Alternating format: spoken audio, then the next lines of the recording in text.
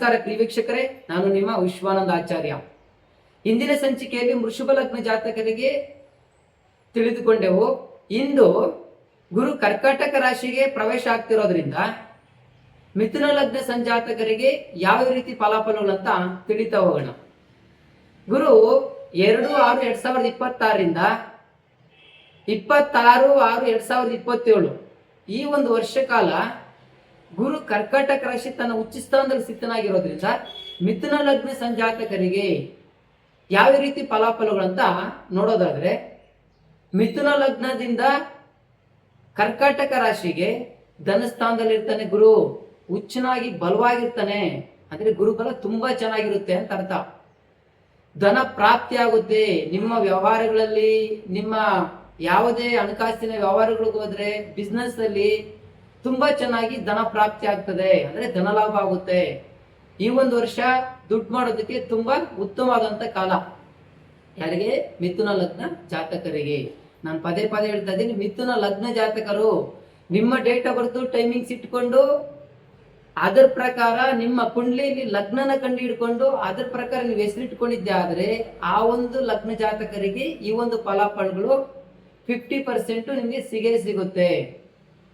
ಅದ್ರ ಜೊತೆಗೆ ಭೂಮಿಯಿಂದ ಲಾಭ ಆಗುತ್ತೆ. ಯಾರ್ಯಾರು ಭೂಮಿ ಖರೀದಿ ಮಾಡಬೇಕು, ಸೈಟ್ ತೆಗಿಬೇಕಂತ ಯಾರ್ಯಾರು ಕಾಯ್ತಾ ಇದ್ರು ಅಂತವರಿಗೆ ಈ ಒಂದು ವರ್ಷದ ಕಾಲದಲ್ಲಿ ತುಂಬಾ ಉತ್ತಮವಾದಂತ ಕಾಲ.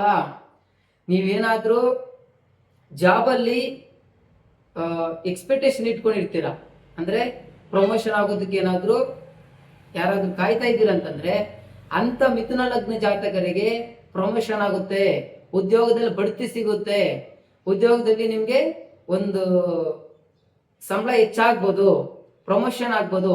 ಇಂಥ ಒಂದು ಗುರುವಿನ ಅನುಗ್ರಹದಿಂದ ಮಿಥುನ ಲಗ್ನ ಜಾತಕರಿಗೆ ಈ ಒಂದು ಶುಭ ಸಮಯ. ಅದೇ ರೀತಿಯಾಗಿ ಯಾರ್ಯಾರು ವಿವಾಹಕ್ಕೋಸ್ಕರ ಕಾಯ್ತಾ ಇದ್ರು, ಅಂದ್ರೆ ಮದುವೆಗೋಸ್ಕರ ಕಾಯ್ತಾ ಇದ್ದೀರೋ, ಒಂದು 3 ವರ್ಷ 4 ವರ್ಷ ಆಯ್ತು ಹೆಣ್ಣು ನೋಡ್ತಾನೆ ಇದ್ದೀರಿ, ಯಾವ್ದು ಸೆಟ್ ಆಗೇ ಇಲ್ಲಪ್ಪ ಅಂತಂತ ಯಾರು ಕಾಯ್ತಾ ಇದ್ದೀರೋ ಅವ್ರಿಗೆ ವಿವಾಹ ಭಾಗ್ಯ ಆಗುತ್ತೆ. ಮದುವೆಗೆ ಉತ್ತಮವಾದಂತ ಶುಭ ಸಮಯ. ಅದರಲ್ಲೂ ದಶಾಮುಕ್ತಿಗಳೇನಾದ್ರೂ ಗುರುದಶೆ, ಗುರುಭುಕ್ತಿ, ಗುರು ಅಂತರ್ದಶೆ ನಡೀತಾ ಇದ್ದು ಮಿಥುನ ಲಗ್ನ ಜಾತಕರಿಗೆ ಏನಾದ್ರೂ ಗುರು ಕರ್ಕಾಟಕ ರಾಶಿ ಉಚ್ಚನಾಗಿದ್ರೆ ಆ ಸಂಪೂರ್ಣವಾದ ಬಲ 99% ನಿಮ್ಗೆ ಆ ಫಲ ಸಿಗುತ್ತೆ. ಅದು ಬಿಟ್ಟು ಏನಾದ್ರೂ ಬೇರೆ ದಶಾಮುಕ್ತಿಗಳು ನಡೀತಾ ಇದ್ರೆ ಅದ್ರ ಒಂದು 50% 30% ಮಾತ್ರ ನಿಮ್ಗೆ ಅನ್ವಯ ಆಗುತ್ತೆ. ಅದೇ ರೀತಿಯಾಗಿ ನಿಮ್ಮ ಜಾತಕದ ಜೊತೆಗೆ ವಧುವಿನ ಜಾತಕ ಅಥವಾ ವರನ ಜಾತಕ ಯಾರಾದ್ರೂ ಒಬ್ಬರು ಜಾತಕದಲ್ಲೂ ಗುರುವಿನ ಅನುಗ್ರಹ ಇದ್ದು, ಅಂದ್ರೆ ಗುರುಬಲ ಇದ್ದು, ಗುರುದಶೆ, ಗುರುಭಕ್ತಿ, ಗುರು ಅಂತರ್ದಶೆ ಅಥವಾ ಗುರುವಿಗೆ ಮಿತ್ರ ಆಗಿರ್ತಕ್ಕಂಥ ಅವರ ಒಂದು ಗ್ರಹದ ದಶಾಮುಕ್ತಿಗಳು ನಡೀತಾ ಇದ್ದಾಗ, ಅಥವಾ ನಿಮ್ಮ ಜಾತಿಗಳಲ್ಲಿ ಏನಾದ್ರೂ ಗುರು ಉಚ್ಚನಾಗಿದ್ದು ಬಲವಾಗಿದ್ದು ಭಾಗ್ಯಸ್ಥಾನನೋ, ಲಾಭಸ್ಥಾನನೋ, ಕೇಂದ್ರ ಸ್ಥಾನ, ತ್ರಿಕೋಣ ಸ್ಥಾನಗಳಲ್ಲಿ ಏನಾದ್ರೂ ಬಲವಾಗಿದ್ದರೆ ನಿಮ್ಮ ಜಾತಕದಲ್ಲಿ ಅಂತ ಒಂದು ವ್ಯಕ್ತಿಗಳಿಗೆ ಈ ಒಂದು ವಿವಾಹಕ್ಕೆ ಉತ್ತಮವಾದಂತ ಸಮಯ. ಅದೇ ರೀತಿ ಮನೆ ಕಟ್ಬೇಕಂತ ಯಾರಾದ್ರೂ ಕನಸು ಕಟ್ಕೊಂಡಿದ್ರೆ ಮಿಥುನ ಲಗ್ನ ಜಾತಕರಿಗೆ ಗುರುವಿನ ಅನುಗ್ರಹ ಬಲವಾಗಿರೋದ್ರಿಂದ ಮನೆ ಕಟ್ಟೋದಕ್ಕೆ ತುಂಬಾ ಅನುಕೂಲವಾಗಿರುತ್ತೆ. ಯಾರ್ಯಾರು ಮನೆ ಕಟ್ಟಬೇಕು, ಜಮೀನ್ ಖರೀದಿ ಮಾಡಬೇಕು, ಸ್ಥಿರಾಸ್ತಿಯನ್ನು ಮಾಡಬೇಕು ಅಂತೇಳಿ ಯಾರ್ಯಾರು ಅನ್ಕೊಂಡಿದ್ದೀರೋ ಈ ಒಂದು ಕಾಲ ತುಂಬಾ ಚೆನ್ನಾಗಿ ನಿಮ್ಗೆ ಆಗ್ಬರುತ್ತೆ. ಅದ್ರ ಜೊತೆಗೆ ಬಂಧು ಮಿತ್ರರ ಜೊತೆಗೆ, ಸ್ನೇಹಿತರೊಂದಿಗೆ ಬಾಂಧವ್ಯ ತುಂಬಾ ಚೆನ್ನಾಗಿರುತ್ತೆ. ಮಿಥುನ ಲಗ್ನ ಜಾತಕದವರು ಯಾರನ್ನಾದ್ರೂ ಫ್ರೆಂಡ್ಶಿಪ್ ಕಟ್ಟಾಗಿ ಅವ್ರ ಜೊತೆ ಜಗಳಗಳೇನಾದ್ರೂ ಆಗಿದ್ರೆ ಈ ಒಂದು ಸಮಯದಲ್ಲಿ ಹೋಗಿ ಅವ್ರನ್ನ ಮಾತಾಡಿಸಿ ಶತ್ರುಗಳನ್ನ ಮಿಥುನಾಗಿ ಪರಿವರ್ತನೆ ಮಾಡ್ಕೊಳ್ಳೋದಕ್ಕೆ ತುಂಬಾ ಅನುಕೂಲವಾಗಿರ್ತಕ್ಕಂಥ ಸಮಯ ಮಿಥುನ ಲಗ್ನ ಜಾತಕರಿಗೆ. ಗುರು ಕರ್ಕಾಟಕ ರಾಶಿಯಲ್ಲಿ ಉಚ್ಚನಾಗಿದ್ದಾನೆ. ಹಾಗಾಗಿ ನಿಮ್ಗೆ ಎಲ್ಲ ಸಂಪೂರ್ಣವಾದಂತ ಫಲ ಇದೆ, ಗುರುಗಳ ಅನುಗ್ರಹ ಇದೆ. ಇದನ್ನೆಲ್ಲ ನೀವು ತಿಳ್ಕೊಬೇಕಾದ್ರೆ ನಿಮ್ಮ ಹೆಸರಿನ ಮೇಲೆ ಇಟ್ಟಿರ್ತಕ್ಕಂಥ ನಕ್ಷತ್ರ ರಾಶಿಗೆ ಅನುಗುಣವಾಗಿ ನೋಡ್ಕೊಳ್ಳೋದಲ್ಲ, ಅದು ತಪ್ಪಾಗ್ತದೆ.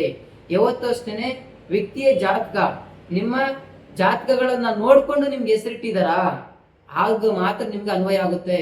ನಾನು ಪದೇ ಪದೇ ಹೇಳ್ತಾ ಇದ್ದೀನಿ, ಮಿಥುನ ರಾಶಿಯವ್ರಿಗಲ್ಲ, ಮಿಥುನ ಲಗ್ನದವರಿಗೆ. ಲಗ್ನ ಗೊತ್ತಿರ್ಬೇಕಾದ್ರೆ ನಿಮ್ಮ ಡೇಟ್ ಆಫ್ ಬರ್ತ್ ಟೈಮಿಂಗ್ಸ್ ಗೊತ್ತಿರ್ಬೇಕು, ನಿಮ್ಮ ಕುಂಡಲಿ ರಚನೆ ಆಗಿರ್ಬೇಕು. ಕುಂಡಲಿ ಅಂತಂದ್ರೆ ನಿಮ್ಮ ಹಣೆ ಬರ, ನಿಮ್ಮ ಹಣೆ ಬರ ರಚನೆ ಆಗಿದ್ರೆ ನೀವು ಏನು ಯಾವ್ಯಾವ ಗ್ರಹಗಳು, ಯಾವ್ಯಾವ ಫಲಾಫಲಗಳು ಯಾವ್ಯಾವ ರೀತಿ ಸಿಗಬೇಕು ಅಂತಂದ್ರೆ ನಿಮ್ಮ ಕುಂಡಲಿ ಗೊತ್ತಿದ್ರೆ ಮಾತ್ರನೇ. ಕೆಲವರು ಬರೀ ರಾಶಿ ಮೇಲೆನೆ ಶಾಸ್ತ್ರ ಹೇಳ್ತಿದಾರಲ್ಲ ಗುರುಗಳೇ. ನೀವು ನೋಡಿದ್ರೆ ಯಾವ್ದು ಲಗ್ನ ಬೇಕು, ದಶಾಮುಕ್ತಿಗಳು ಬೇಕು, ಇದೆಲ್ಲ ಹೇಳ್ತಾ ಇದ್ದೀರಲ್ಲ ಅಂತ. ಇವರು ರಾಶಿ ಮೇಲೆ ಶಾಸ್ತ್ರ ಹೇಳ್ತಕ್ಕಂಥವ್ರು ಯಾವ ರೀತಿ ಹೇಳ್ತಿದಾರೋ ನಮ್ಗಂತೂ ಗೊತ್ತಿಲ್ಲ. ಬಟ್ ನೀವು ಹೋಗಿ ಕೇಳ್ತಾ ಇದ್ರೆ ಅವ್ರು ಹೇಳ್ತಿದಾರೆ ಅಷ್ಟೇನೆ. ಏನೋ ನೀವು ಗುರುಕಾಣಿಕೆ ಕೊಡ್ತೀರಾ, ಹೇಳ್ಬೇಕು ಅಂತ ಹೇಳ್ತಿದ್ದಾರೆ. ಅವ್ರಿಗೂ ಗೊತ್ತು ಏನೋ ರಾಶಿ ಅಂತಕ್ಕಂಥದ್ದು, ರಾಶಿ ಈಗ ಚಂದ್ರನ ಆಧಾರವಾಗಿ ಇಟ್ಕೊಂಡು, ನಕ್ಷತ್ರ ಆಧಾರವಾಗಿ ಇಟ್ಕೊಂಡು ಸಂಪೂರ್ಣವಾದ ಶಾಸ್ತ್ರನ ಹೇಳೋದಕ್ಕಾಗಲ್ಲ. ಯಾಕಂತಂದ್ರೆ ಈಗ ಒಂದು ಹೆಸರು ಮೇಲೆ, ನಾಮಬಂಧ ಮೇಲೆ ಏನಾದ್ರೂ ಜಾತಕ ನೋಡ್ಬೇಕಾದ್ರೆ ಆ ವ್ಯಕ್ತಿಯ ದಶಾಮುಕ್ತಿ ಏನ್ ನಡೀತಿದೆ, ಯಾವ್ಯಾವ ಗ್ರಹಗಳು ಎಲ್ಲಿ ಸ್ಥಿತನಾಗಿದ್ದಾನೆ, ಯಾವ ಲಗ್ನ ಇದೆ, ಯಾವ ಅಂತರ್ದಶೆ ಇದೆ, ಯಾವ ಗ್ರಹಗಳು ಉಚ್ಚನಾಗಿದ್ದಾನ, ನೀಚನಾಗಿದ್ದಾನ, ಅಸ್ನಾಗಿದ್ದಾನ, ಅಥವಾ ವಕ್ರಿಯಾಗಿದ್ದಾನ, ಭಾಗ್ಯೋದಯವಾಗಿದ್ದಾನ, ಕಳಸ್ತ್ರ ಸ್ಥಾನದಲ್ಲಿದ್ದಾನ, ಧನಸ್ಥಾನದಲ್ಲಿದ್ದಾನ, ದುಃಖ ಸ್ಥಾನದಲ್ಲಿದ್ದಾನ, 6, 8, 12ನೇ ಸ್ಥಾನಗಳಲ್ಲಿ ಯಾವ್ಯಾವ ಫಲಗಳು ಏನೇನು ಕೊಡ್ತಿದ್ದಾನೆ, ಅವರ ಸಂಪೂರ್ಣವಾದ ಜಾತಕ ನೋಡ್ಬೇಕಾದ್ರೆ ನಿಮ್ಗೆ ಡೇಟ್ ಆಫ್ ಬರ್ತ್ ಟೈಮಿಂಗ್ಸ್ ಇದ್ದಾಗ ಮಾತ್ರ ನೋಡೋದಕ್ಕಾಗುತ್ತೆ. ನಾವ್ ಯಾವ್ದೋ ನಮ್ಮ ತಂದೆ ತಾಯಿಗಳು ಪೂರ್ವ ಜನರು ಇಟ್ಟಿರ್ತಕ್ಕಂಥ ಹೆಸರು ಮೇಲೆ ನೀವು ಶಾಸ್ತ್ರ ಕೇಳಿದಾಗ ಇದು ಅನ್ವಯ ಆಗೋದಿಲ್ಲ. ಗುರುಗಳೇ, ನೀವು ಹೇಳೋದಕ್ಕೂ ನಮ್ಮ ಜೀವನದಲ್ಲಿ ನಡೆಯೋದಕ್ಕೂ ಒಂದೂ ಸಂಬಂಧನೇ ಇಲ್ಲ. ಹಾಗಿದ್ರೆ ನಮ್ಮ ಜ್ಯೋತಿಷ್ಯ ಶಾಸ್ತ್ರ ತಪ್ಪು, ಶಾಸ್ತ್ರ ಹೇಳೋದಲ್ಲ ಸುಳ್ಳು ಅಂತ ಕೇಳಿ ನಿಮ್ಗೆ ಅದ್ರ ಬಗ್ಗೆ ಅರಿವೇ ಆಗೋದಿಲ್ಲ, ಅರ್ಥನೂ ಆಗೋದಿಲ್ಲ. ಆಗ ಜ್ಯೋತಿಷ್ಯ ಸುಳ್ಳು ಅಂತೇಳಿ ಬ್ಲೈಂಡ್ ಆಗಿ ನಿಮ್ ಕೆಲಸ ನೀವು ಮಾಡ್ಕೊಂಡು ಹೋಗ್ತೀರಾ. ಆಗ ನಿಮ್ಗೆ ಗೊತ್ತಾಗುತ್ತೆ ಈ ಬರೀ ಜ್ಯೋತಿಷ್ಯ ಅಂತಂದ್ರೆ ಬುರುಡೆ ಬಿಡೋದು, ಜ್ಯೋತಿಷ್ಯ ಅನ್ನೋದು ಏನೂ ಇಲ್ಲ ಅಂತೇಳಿ ನೀವೇ ನಿರ್ಧಾರ ಮಾಡ್ಕೊಂಡ್ಬಿಟ್ಟಿರ್ತೀರ. ನೀವು ಹೆಸರಿನ ಮೇಲೆ ನೀವು ಹೋಗಿ ಶಾಸ್ತ್ರ ಕೇಳಿದಾಗ ನಿಮ್ಮ ಡೇಟ್ ಆಫ್ ಬರ್ತ್ ನಿಮ್ಗೆ ಗೊತ್ತಿಲ್ಲದಿದ್ದಾಗ ನಿಮ್ಮ ಹಣೆ ಬರೋಣ ಯಾವ ಪುರೋಹಿತರಾಗಿರ್ಬೋದು, ಯಾವ ಜ್ಯೋತಿಷಿಗಳಾಗಿರ್ಬೋದು ನೀಟಾಗಿ ನಿರ್ಧಾರ ಮಾಡಕ್ಕಾಗಲ್ಲ. ಯಾಕಂದ್ರೆ ನೀವು ಹುಟ್ಟಿರೋದು ನಿಮ್ಗೆ ಗೊತ್ತಿಲ್ಲ. ಯಾಕಂದ್ರೆ ತಂದೆ ತಾಯಿಗಳು ಆಗ ಬರೆದಿಟ್ಟಿಲ್ಲ. ಹಾಗಾಗಿ ನಿಮ್ಗೆ ಡೇಟ್ ಆಫ್ ಬರ್ತ್ ಟೈಮಿಂಗ್ಸ್ ಗೊತ್ತಿಲ್ಲ. ಯಾವ್ದು ಹೆಸರು ಮೇಲೆ ಹೋಗಿ ಶಾಸ್ತ್ರ ಕೇಳ್ತೀರಾ, ಆಗ ತಪ್ಪಾಗಿ ಅವ್ರು ಹೇಳ್ತಾರೆ, ತಪ್ಪಾಗಿ ನೀವು ಅರ್ಸ್ಕೊಂತೀರಾ. ಆಗ ಜ್ಯೋತಿಷ್ಯ ತಪ್ಪು, ಜ್ಯೋತಿಷ್ಯ ಸುಳ್ಳು, ಇದ್ಯಾವ್ದು ಬುರುಡೆ ಅಂತೇಳಿ, ಕಟ್ಟುಕತೆ ಅಂತ ಹೇಳ್ಬಿಟ್ಟು ತಪ್ಪಾಗಿ ತಿಳ್ಕೊಂತೀರಾ.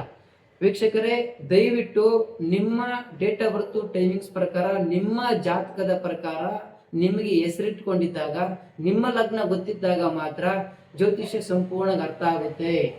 ಆಗ ಮಾತ್ರ ನೀವು ಜ್ಯೋತಿಷ್ಯನ ನಂಬೋದಕ್ಕೆ ಸಾಧ್ಯ ಆಗುತ್ತೆ.